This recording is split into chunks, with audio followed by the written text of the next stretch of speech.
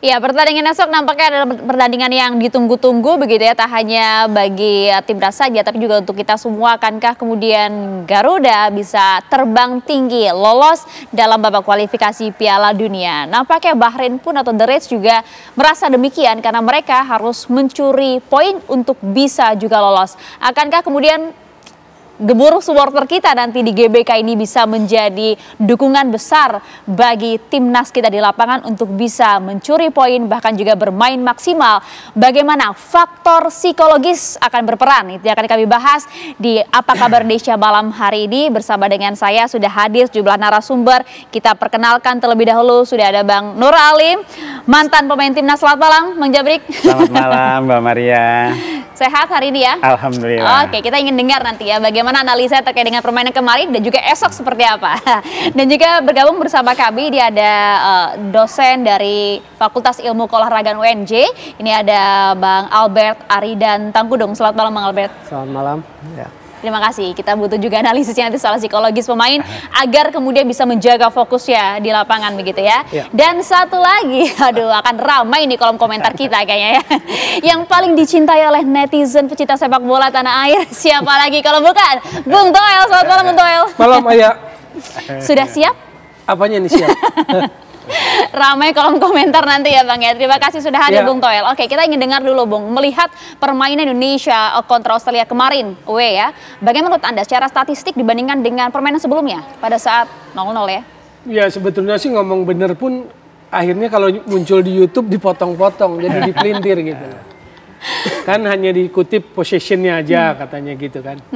Jadi gini, kalah jelas bukan hal yang baik, negatif lah, apalagi kalahnya banyak gol. Tapi maksud saya kalau orientasi kita cuma lihat hasil ya sudah, jelek, kalah gitu kan. Makanya kita mau nilai sepak bolanya atau mau ada terpengaruh dengan sentimen pergantian pelatih. Tapi kalau kita mengabaikan itu, kita objektivitas pada permainan, apakah secara kualitas permainan ada perubahan? Ada. Hanya kualitas pendekatan perubahan permainan itu tidak dibarengi dengan hasil yang baik. Karena ada faktor-faktor, kesalahan individu, lemah di counter attack, lemah di antisipasi bola mati, sepak pojok. Yang 3 dari 5 gol kita kan awalnya adalah sepak pojok, kan gitu. Nah itu catatan-catatan teknis. Tapi yang saya mau bilang, ketika ada pergantian pelatih, apakah cara bermainnya berubah? Berubah. Karena misalnya kalau kita lihat waktu statistik lawan Australia 0-0 September di GBK dengan kemarin itu berbanding terbalik. Ini narasinya positif atau negatif? Bukan cuma ball positionnya aja, tetapi juga misalnya tembakan ke arah gawang. Waktu di GBK September cuma 5, kemarin 11. Lalu juga position bolanya tinggi, 64. Kalau di Jakarta di GBK 31. Jadi kita dikurung kan. Maksud saya kualitas itu adalah bagaimana cara bermain. Tapi ya karena memang kalau kalah, kalau menang Bung Toel pasti dihajar ya begitu dipelintir. Ntar ada netizen yang nanya nih, ini Bung Toel nih banding-bandingin pelatih yang dulu sama sekarang aja nih. Yang bandingin itu orang. Yang saya mau bilang kan begitu dipelintirnya. Yang penting jangan serangan balik, bukan itu. Nih ya, struktur permainan bola itu nggak akan berubah dari defense, transition, attacking. Attacking, transition, defense. Serangan balik bagian dari sepak bola, iya. Tetapi ada bedanya serangan balik sebagai senjata pamungkas atau serangan balik sebagai prinsip gitu loh. Kalau menurut Anda? Arsene Wenger yang sangat ofensif di Arsenal, apakah dia gunakan serangan balik? Gunakan. Terutama ketika dia punya Thierry Henry, solo master counter attacking makanya. Hotspur gunakan nggak counter attacking? Gunakan karena dia punya Son Heung-min. Jadi bedakan antara counter attacking serangan balik sebagai senjata pamungkas dengan prinsip bermain. Nah, sampai di sana dulu mungkin Bung Toel ya. Kalau kita lihat nih, nah ini sebagai pemain bertahan ya. Nah ini dia. Kalau tadi sampaikan secara statistik sih permainan meningkat. Kalau menurut Anda berarti celahnya di mana? Bukan statistik, kualitas permainan. Kualitas permainan. Kelihatannya dari statistik. Silakan. Kalau saya lihat gini Bang Toel, tadi udah banyak ya Bang Toel juga udah bicara masalah, udah bicara masalah taktik atau apa. Nah ini terkait mengenai masalah formasi atau taktikal, itu kan beda. Beda pelatih, beda ramuan. Ya. Betul nggak Bang Toel? Betul. Jadi kemarin itu yang mungkin yang kemarin yang kosong-kosong yang di GBK atau apanya, mungkin juga mereka kan memakai polanya itu ada 5 defense di belakang. Sedangkan pelatih Patrick Kluivert yang sekarang di ini dia memakai pola 4-3-3. Berarti kan di situ ada kecenderungan bahwa di situ ada penggeseran dari pemain belakang. Betul nggak? Di antara nomor 2 ataupun nomor 5. Yang saya kaget juga Bang Toel, Ya. harusnya kan kemarin bermain dengan Australia, mereka mempunyai kecepatan dan mereka mempunyai postur tubuh dan mereka juga mempunyai pengalaman dalam bertanding. Ya. Di sini kan harusnya dilihat kalau memang toh harusnya pemain yang sudah solid, yang sudah tahu satu sama lain, seharusnya itu mereka nggak perlu diganti. Itu yang kadang-kadang yang penilaian saya di pemain belakang harusnya ada di situ Rizky Ridho. Ya, bukan itu juga berarti jadi kita pertanyaan juga banyak istilahnya jelek ya yang igirnya itu. Harusnya juga harus diperhatikan di situ. Akhirnya kan sekarang terjadinya kan banyak gol. Memang kalau di formasi main 4-3-3 itu pasti banyak gol di situ, Mbak. Apalagi harus mengandalkan yang tadi Bang Toel ngomong masalah transisi. Bertahan, menyerang, dan harus ada transisinya bertahannya. Secara taktik formasi oke sebenarnya ya? Sebenarnya nggak ada masalah. Yang tadi Bang Toel bilang juga harus, memang sudah ada peningkatan dalam permainan. Cuma karena ada satu faktor kelelahan juga, saya bilang Bang Toel. Karena apa? Perjalanan dari Belanda sampai ke Australia itu mungkin kan berpuluh-puluh jam di situ. Itu nggak mungkin. Ketika saya juga jadi pemain, itu kalau untuk buat menjaga kebugaran cuma jangka waktu 2 hari itu kurang ideal juga gitu loh. Nggak bisa dipaksakan juga. Nggak bisa dipaksakan, bohong kalau kita memang bilang katanya siap oke. Tapi pas giliran waktu di dalam lapangan itu bisa berubah. Itu, Pak dosen tolong perluas wawasan kami gitu ya. Kalau dilihat dari sisi psikologis, betul tidak sih seberpengaruh itu loh kebugaran pemain di lapangan itu? Kalau dari perspektif psikologi, saya melihatnya Indonesia ini kembali ke beberapa tahun yang lalu ya, timnas yang ini ya, memang ada adaptasi gitu untuk psikologi. Kalau dilihat dari pertandingan melawan Australia, ada penurunan ketika gol kedua, Martin Pais sudah mulai mental blockage gitu, jadi melakukan kesalahan terlalu cepat segala macam. Lalu di lini belakang James dan Dix juga akhirnya menjadi emosional segala macam. Jadi memang kalau sisi perspektif psikologi, saya melihatnya ini kembali ke nol gitu, dan ini mesti dibentuk lagi oleh tim pelatihan yang baru gitu. Sisi psikologi ini penting gitu. Jadi bukan taktis saja, bukan juga materi pemain, tetapi juga psikologi itu mesti dibangun.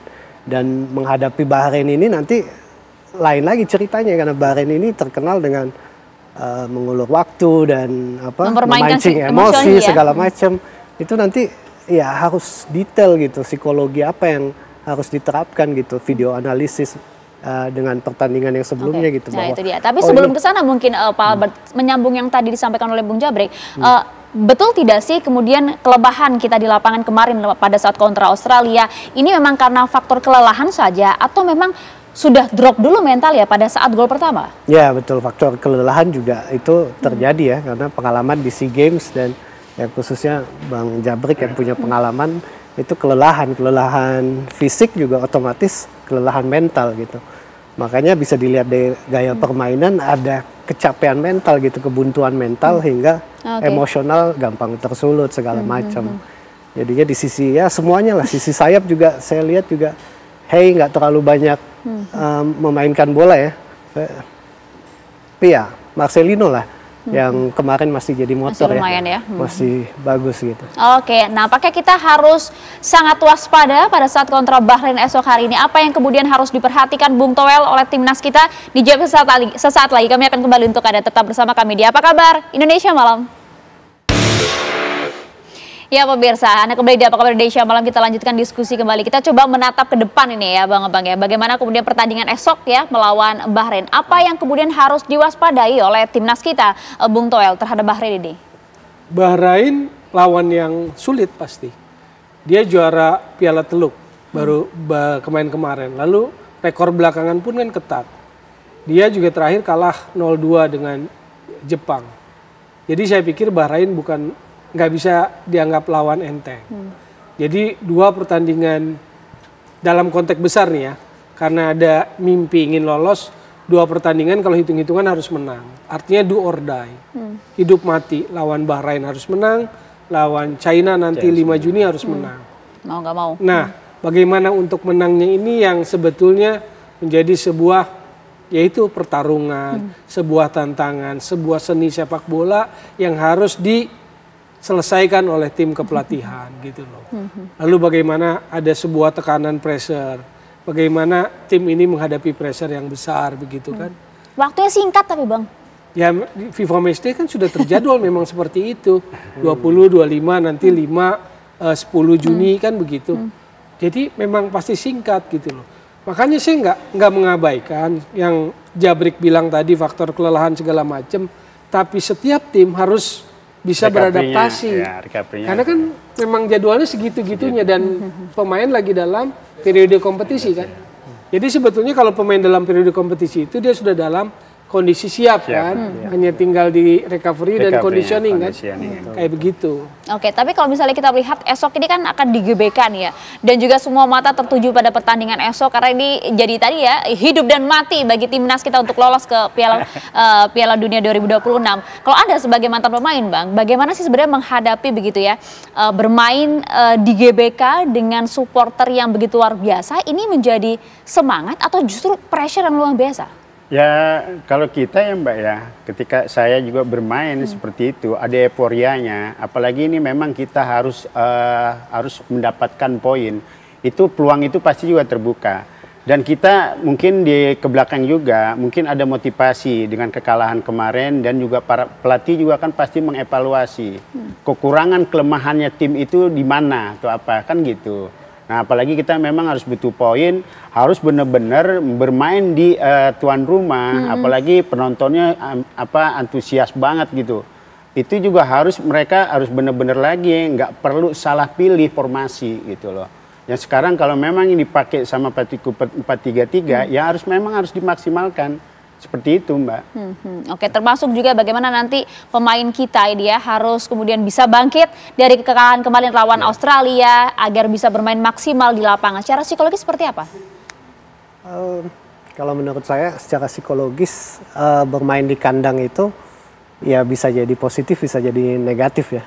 Positifnya ya tentu saja ada suntikan adrenalin yang diberikan penonton kepada kita dan itu nggak main-main mungkin. Bang Jabrik tahu lah gitu gimana euforianya segala macam. Tapi di lain sisi ada juga pemain-pemain yang malah jadi tekanan mental gitu karena masih terbawa ini. Makanya penting sekali tim kepelatihan ini melakukan psikolog secara face to face. Itu dia gitu. Suntikan agar kemudian mereka bisa bangkit kembali dari kekalahan kemarin gitu. Ya itu ya banyak ya kalau di psikologi itu ada on the field sama off the field gitu. Jadi mulai sekarang ya walaupun tinggal besok tapi ya ada suntikan-suntikan moral yang mestinya diberikan face to face gitu. Karena tiap pemain tuh punya kemampuan atau kognitif yang beda-beda gitu. Dan psikolog mesti lihat ini gitu. Beda-beda pemain, beda cara pendekatan gitu. Dan ini juga as tim ya, dalam sebuah tim kalau satu oleng semua ini gitu ya. Kita coba ingin dengar dulu ya bagaimana respon dari masyarakat soal laga esok. Sudah ada rekan kami, ada Shena Damayana langsung dari Gelora Bung Karno. Shena, antusiasme warga di sana seperti apa? Ya Maria Segaf, Garuda di dadaku, Garuda kebanggaanku. Esok hari Indonesia akan melawan Bahrain di Stadion Utama Gelora Bung Karno. Tentunya ini merupakan laga hidup dan mati mengingat kemarin Indonesia telah mengalami kekalahan dari Australia dengan skor 5-1. Ini merupakan pertandingan yang sangat penting tentunya dari timnas ataupun dari masyarakat Indonesia. Seperti apakah antusiasme dari masyarakat Indonesia terkhusus untuk menghadapi Bahrain di esok hari. Kita akan tanyakan langsung, kita sudah bersama dengan Mas Arief. Mas, sehat ya? Sehat. Mas, gimana nih optimisme esok hari Indonesia akan melawan Bahrain? Ya saya sendiri sih optimis ya, apalagi kali ini kita bertanding di kandang sendiri. Ya kemungkinan menangnya ya saya optimis besar sih ya untuk kemenangan Indonesia. Dan kalau bisa menangnya lumayan ya skornya, karena untuk menjaga selisih gol, karena kemarin kita dibantai Australia 5-1 itu suatu kekurangan untuk di klasemen ya, karena bakal merugikan Indonesia. Makanya Indonesia harus bisa mengejar ketertinggalan selisih gol. Gitu. Kalau kita ingat lagi kan Bahrain sempat melawan Indonesia dengan hasil skornya seri nih. Gimana nih kemungkinannya? Ya kalau kemarin kan seri mungkin karena di kandangnya Bahrain ya. Ya saya sih optimisnya kita bisa memberikan skor yang lebih ya, kalau terutama karena di kandang sendiri harusnya bisa lebih baik Indonesia bertanding di GBK ini. Oke, itu dari laganya. Tapi kalau kita mengingat bahwa ini adalah pertandingan kedua Timnas Indonesia dengan komando Patrick Kluivert, gimana nih menurut Abang? Ya kalau saya sih sebenarnya memang kemarin itu disayangkan ya, pergantian pelatih itu saya ada sedikit kecewaan sedikit karena kita masih punya beberapa pertandingan yang besar, apalagi ini pertandingan krusial ya supaya kita bisa lolos di Piala Dunia ya, karena kita berharap Indonesia bisa lolos Piala Dunia. Tapi di balik itu kita juga harus tetap optimis untuk pelatih baru ini, karena kita harus bisa kasih kesempatan, karena itu wajar ya pergantian pelatih kita di awal selalu begitu juga. Tapi mudah-mudahan ini pertandingan kedua ini bisa lebih baik untuk Patrick Kluivert. Ini terakhir nih, ada kemungkinan Miss Hilgers kan gak bisa memperkuat karena kemarin sempat cedera. Gimana pendapatnya? Itu kan salah satu jagoan juga tuh. Ya oke. Memang Miss Hilger untuk di GBK sendiri belum pernah main ya. Tapi sih kita pemain cadangannya juga bagus juga, terutama kayak banyak back, saya lupa namanya siapa gitu, adalah penggantinya Miss Hilger ada kok. Menurut saya lebih baik. Masih banyak Mas Arief, sehat selalu, selamat kembali beraktivitas. Dan itu dia antusiasme dari masyarakat Indonesia menghadapi laga penting yang akan dilaksanakan esok hari. Tentunya kita semua berdoa supaya Timnas Indonesia meraih kemenangan besar pada tanggal 25 Maret 2025. Kembali ke studio. Itu dia, tadi Shena sudah sampaikan di awal, Garuda di dadaku, Garuda kebanggaanku. Tadi juga kita sudah mendengar ya bagaimana optimisme dari para pecinta sepak bola tanah air, dukungan penuh terhadap Garuda kita untuk bisa mencuri poin pada saat melawan Bahrain di GBK esok hari. Kita ingin tahu betul sebenarnya apakah kemudian Patrick Kluivert ini sudah menemukan formula yang ciamik bagi timnas kita melawan Bahrain esok hari. Kita akan membahasnya sesaat lagi. Ya, Anda kembali di Apa Kabar Indonesia Malam, pemirsa. Seperti Anda saksikan di layar kaca, pemirsa, ini adalah bagaimanakah kita melihat sejarah pertemuan terakhir Indonesia versus Bahrain. Kalau kita lihat pada kualifikasi Piala Dunia 2026 hingga 2014 hingga 2026, di mana kemudian Indonesia memang berkali-kali nampaknya cukup sulit menghadapi Bahrain. Pada kualifikasi Piala Dunia 2014, Indonesia kalah 2-0 dibandingkan dengan Bahrain. Kemudian berikutnya pada saat babak selanjutnya ini Bahrain bahkan mencapai 10-0 dibanding Indonesia, dan bahkan kalau kita lihat pada pertandingan sebelumnya ini nampak seri di mana Bahrain dan juga Indonesia sama-sama golin 2 bola ke kandang masing-masing. Belum lagi kalau kita sempat mengingat gitu ya pada saat Piala Asia 2004 dan juga 2007 kita bisa melihat bagaimana kemudian Bahrain ini tidak bisa dianggap remeh begitu saja, dan apakah kemudian Patrick Kluivert juga membaca hal ini untuk bisa meramu taktik dan juga pola formasi yang demikian ciamik agar timnas kita bisa bermain maksimal di GBK esok. Kalau kita ingin membaca begitu ya, apakah kemudian Patrick Kluivert ini bisa menemukan formasi yang tepat untuk kemudian melawan Bahrain esok hari? Anda cukup optimis, Bung Toel? Sulit ya. Sulit. Jawabannya bukan soal optimis pesimis. Patrick Kluivert dengan gengnya, dengan Alex Pastoor, Dani Lanzat, Jordi Cruijff memang harus menemukan kekurangan-kekurangan kemarin dan tidak terulang gitu. Kalau targetnya golnya kan harus menang. Yes. Kalau untuk menang bagaimana mainnya kan begitu. Nah itu yang harus dicari gitu loh. Soal optimis apa enggak, targetnya harus menang itu aja. Target harus menang. Artinya begini, kalau kemarin ada gagal, seberapa cepat mental recovery? Harus cepat. Kemarin 20 gagal, 21 harus dalam mindset yang berubah. Yang saya sebut mental recovery. Psikologis mungkin lebih paham. Tapi di situ juga ada tim builder kalau saya baca di susunan timnya. Regi siapa gitu, saya lupa ada 2 orang. Saya pikir apakah itu yang dimaksud dengan tim builder gitu kan. Karena kalau psikolog itu, kalau senior itu yang hanya ketemu 4-3 hari sebelum pertandingan, kayaknya efektivitasnya saya nggak tahu. Karena harusnya pemain senior di tim nasional udah siap pakai ya. Siap pakai. Dan ini juga Ready. posisinya kan mayoritas naturalisasi gitu loh. Paham nggak maksud saya gitu? Kalau dulu generasi Nuralim ya harus didampingi ini oke lah. Tapi kan sekarang kekurangan itu ditutupi dengan cara ambil naturalisasi kan. Yang sudah siap gitu ya. Iya harusnya siap. Cuma tinggal mental recovery gimana gitu loh. Melupakan tuh gimana sih gitu kan. Karena buat pemain bola gak gampang.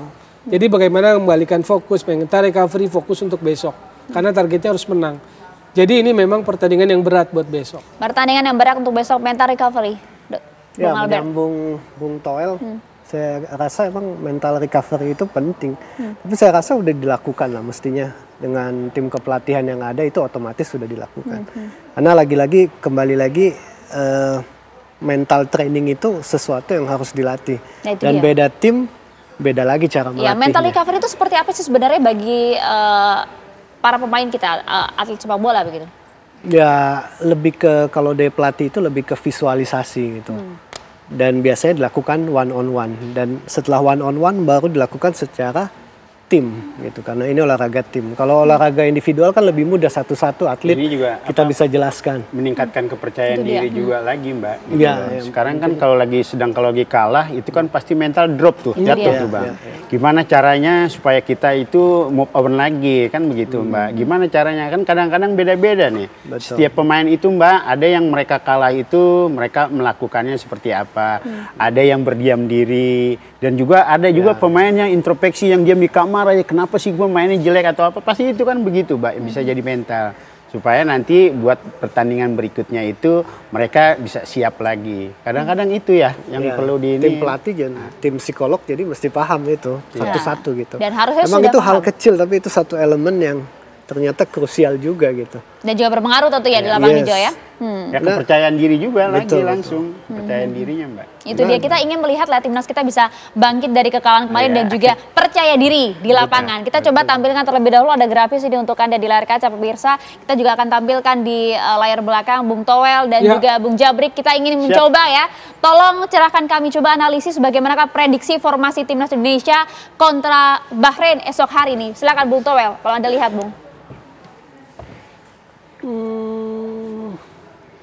Ini adalah prediksi ya Bung, yang lagi-lagi prediksi formasi timnas Ini kita sangat esok. mungkin formasi seperti ini, tetapi mungkin di sisi Reinder yang saya nggak yakin apakah itu Reinder yang akan main gitu loh.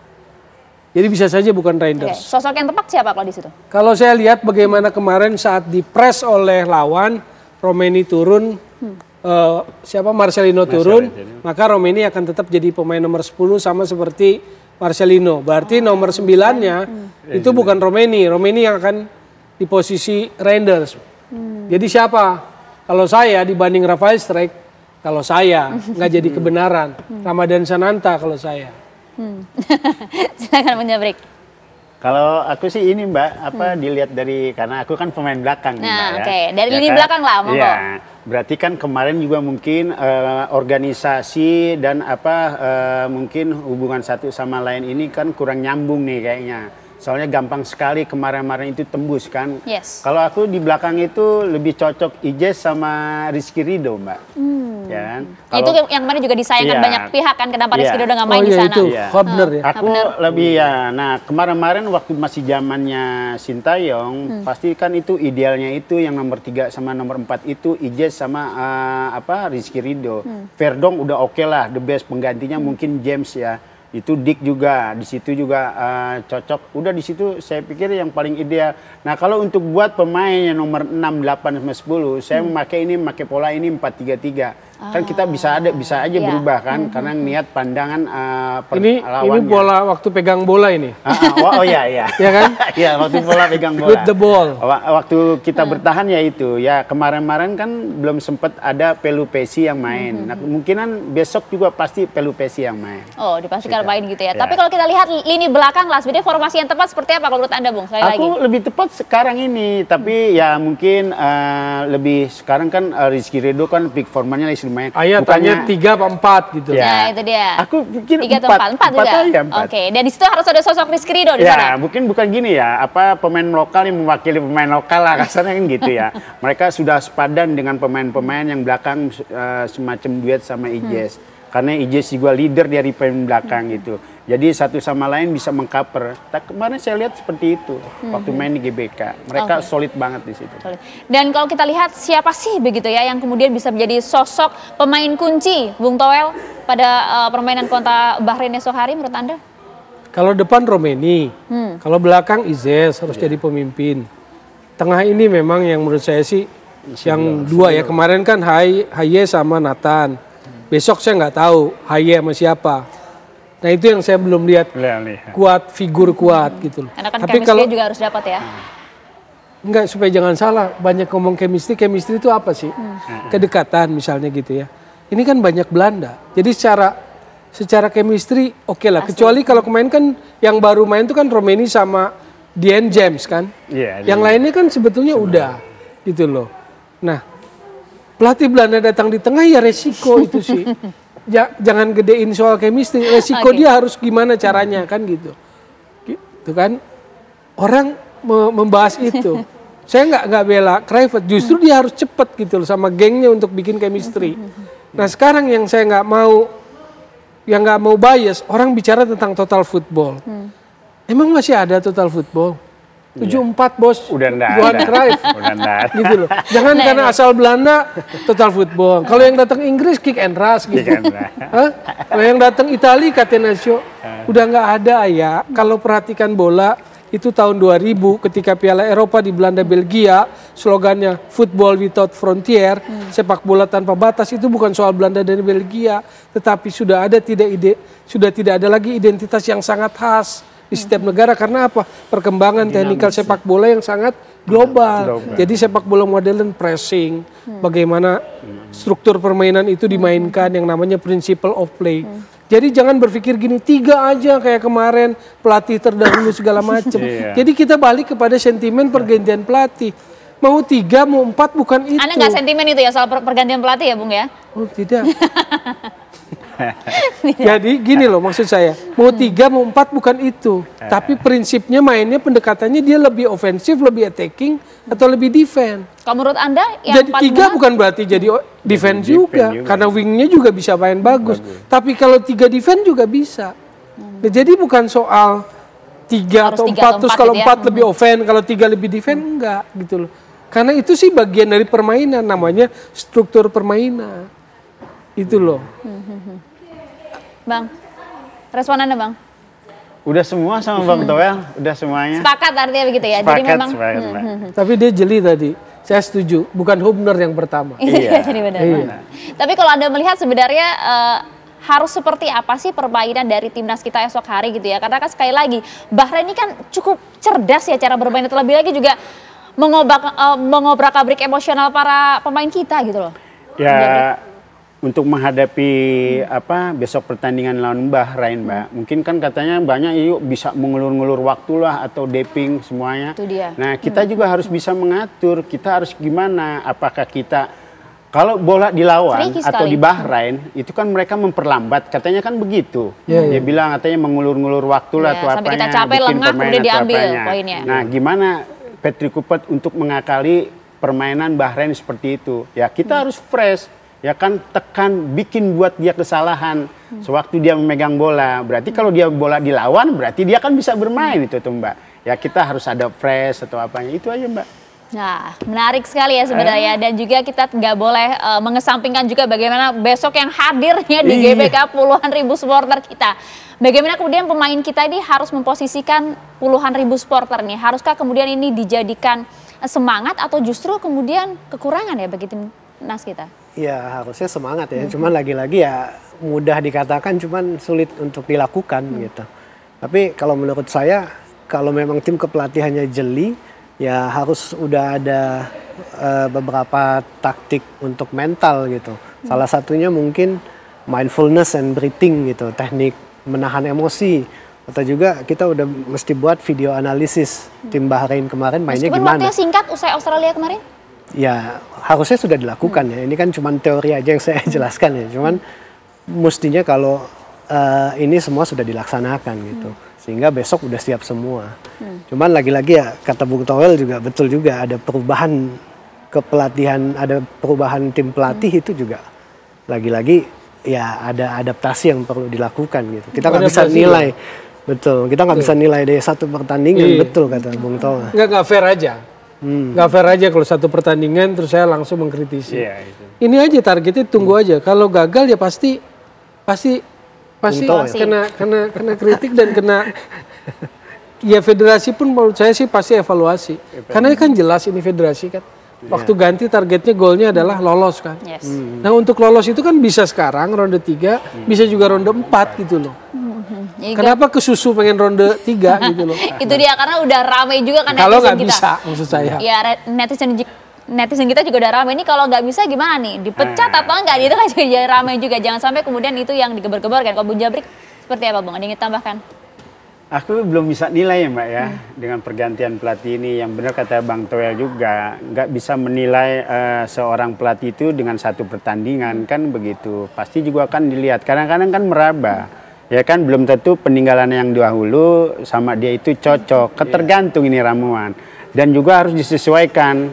Kalau memang mereka memakai pola yang diterapkan sama Patrick, itu juga kan lihat kekelebihan dan kekurangan lawan itu kan seperti apa, kan begitu. Itu dia, kalau ya. Kemarin kan main, buktinya Australia bermain di kandang sama bermain di GBK itu kan beda pola, jauh, ya kan? Nah ternyata kita juga kan beda juga, tapi bedanya kita salah karena banyak yang itu kan blunder juga. Kan seperti itu juga Mbak. Dan juga kalau memang nanti besok di pertandingan, ini kan mungkin kan beda. Kita harus memenangkan kan pertandingan dan juga pemain juga kan dengan tadi yang juga Bang Albert itu mengenai masalah mental atau apanya. Kita juga jangan terlalu kebablasan juga dengan pengen buru-buru kita menang, tapi kita sportivitas main bolanya. Takutnya kan kita nanti banyak kartu Mbak. Kalau kita sampai seperti itu kan. Itu dia. Akibat sebagaimana pemain timnas ya, apa yang harus ditekankan gitu ya oleh para pemain kita pada saat sebelum terjun ke lapangan hijau, pada saat di ruang ganti, apa yang harus ditanamkan di diri Bang? Kalau Anda biasanya seperti apa? Kalau aku gini Mbak ya, untuk buat menghilangkan ketegangan ya atau apa, itu kadang-kadang kan beda-beda itu, beda-beda gaya atau motivasi gitu. Ataukah nanti dari pemain yang lain itu suka teriak atau di dalam lapangan juga untuk buat menghilangkan kepercayaan dirinya timbul juga, itu beda-beda. Kalau Anda Bu? Kalau aku tuh pasti teriak, kadang-kadang aku sih nyanyi aja, aku bikin happy aja gitu loh Mbak. Gitu. Oke, itu dia, paling tidak moodnya harus bagus dulu ya. Moodnya harus bagus lagi. Dan ya pertandingan yang kemarin kalah hilangkan, kita harus fokus konsentrasi. Gitu. Sip, Itu, Indonesia harus masih ada bayang-bayang. Bayang-bayang. Itu dia. Pertandingan yang Kita lalu. sepakat lah ya, pokoknya mau nggak mau harus curi poin, harus menang. Bukan curi poin, harus ambil poin. Harus ambil poin. Kalau curi itu kan 1, ini harus 3. Harus 3. Jadi Yang prediksi kedua, Bang, prediksi Bang. Kalau bisa ambil gol duluan, itu pasti akan buat lebih rilis. Karena penonton akan memberikan sebuah support, dan itu akan bikin enak. Tapi tetap fokus maksudnya. Kemarin itu kan kesalahannya set pieces, bola mati. Semoga bisa diperbaiki ya. Betul. Sepak pojok kan 3 tuh. Jadi sepak pojok, set play dari tendangan bebas, semoga sudah diantisipasi. Cutback juga. Semoga bisa diantisipasi ya. Cutback juga bola dari ke belakang. Iya. Bisa jadi pelajaran lah untuk pertandingan esok hari. Seperti judul kita, skuad Garuda harus menang lawan Bahrain. Kita sepakat untuk itu ya. Benar itu. Bukan curi Nggak ya. salah ya judulnya kali ini ya. Harus menang. Terima kasih Bung Toel. Sama-sama. Ayo. Adem ayem nih kayak netizen kita pada semangat nih nontonin Bung Toel ya hari ini ya. Enggak, soalnya pendampingnya beda kan. Pendampingnya beda, oke. Terima kasih juga Bung Albert, terima kasih Bung Jabri atas waktunya bersama kami di Apa Kabar Indonesia Malam.